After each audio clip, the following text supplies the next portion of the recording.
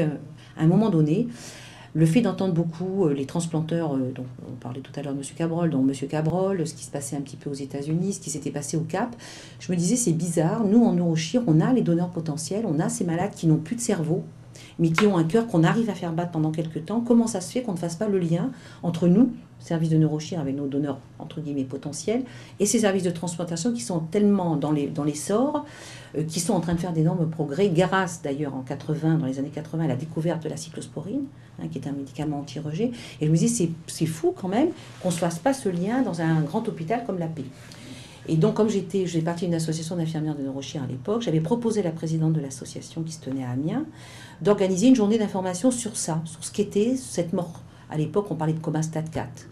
Le terme de cérébral d'encéphalique n'était pas encore du tout au goût du jour. Coma stade 4, coma dépassé. Et je me disais, ça serait quand même intéressant qu'on en parle un peu et qu'on voit à quoi ça peut servir des organes qui sont transplantés. Donc j'ai organisé ça ici. Il y a eu à un moment donné, le fait d'entendre beaucoup les transplanteurs, dont on parlait tout à l'heure de M.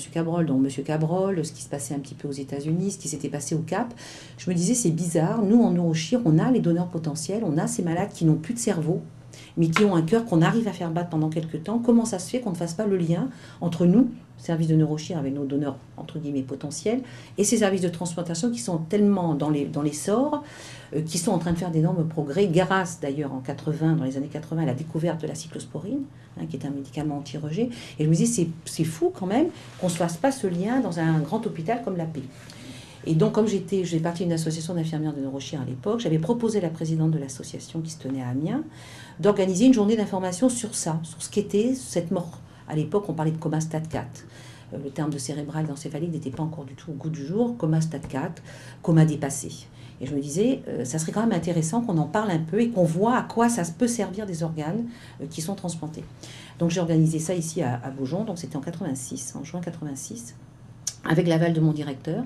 À l'époque, on n'avait pas de DSSI, mais une infirmière générale qui a trouvé l'idée intéressante. Et on a organisé pour à peu près 120 personnes une petite journée de formation, on pourrait dire journée de congrès, mais vraiment sans aucune prétention. C'est moi qui avais fait les cartons d'invitation.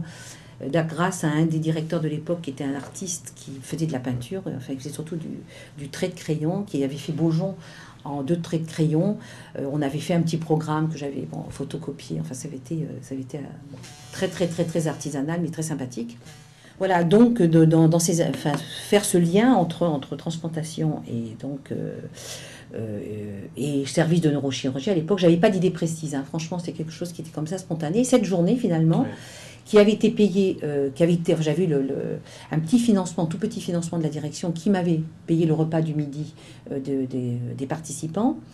Et donc le directeur, pour le remercier, je lui ai demandé de faire l'introduction et la conclusion de cette journée, ce qui me paraissait un petit peu normal.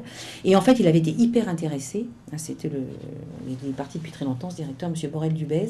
Il avait été extrêmement intéressé. Et à la suite de cette petite réunion, il avait vu avec l'infirmière générale de l'époque pour savoir si éventuellement je ne pouvais pas prendre la place de coordinateur. Alors, le terme n'existait pas vraiment à l'époque, puisqu'en fait, c'est un décret de 1986, un arrêté de 1986, qui avait demandé de confier cette activité à des infirmières, mais sans plus de détails.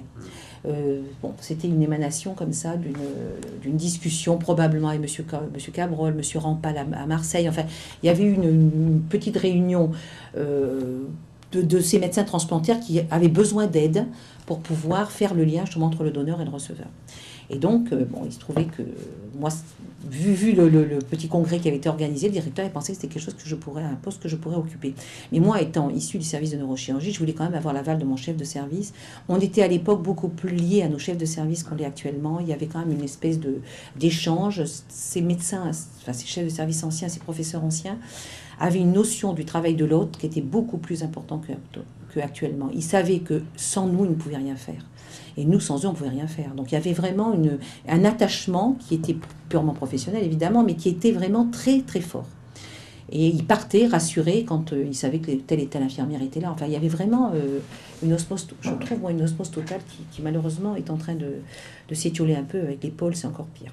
Voilà, donc comme ça, dans le début de l'année suivante, début janvier 2007, la direction me fait cette proposition. Je vois mon chef de service et je valide. Enfin, il accepte. Il me dit, écoutez, je veux bien, mais je veux absolument que vous voyiez toutes les familles. Alors il faut savoir qu'on était sous l'égide de la loi Caillavet, de la loi de 1976, loi dite de consentement présumé, une loi extrêmement permissive, avec un décret d'application en fait qui n'a vu le jour qu'en 78, qui nous demandait de nous assurer que la personne défunte n'avait pas émis de refus de son vivant.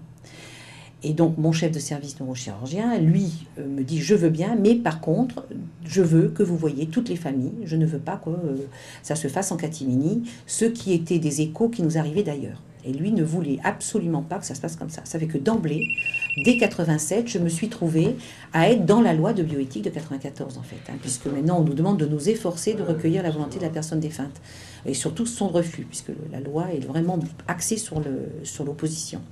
Voilà, donc pour débuter petitement, puisque la première année, on n'a fait que 9 prélèvements, donc c'était petit. En plus, c'était au volontariat total, hein, il n'y avait aucun financement à la clé, c'était jour et nuit, et quand je partais, j'étais seule, donc, et je le faisais avec un système d'astreinte, c'est-à-dire j'avais pour mon activité de cadre de la réanimation, et dès que je partais, à 16 ou 17 heures, je passais en astreinte, et jusqu'au lendemain matin, et j'étais appelée en fonction de ce qui se passait, et je rencontrais toutes les familles.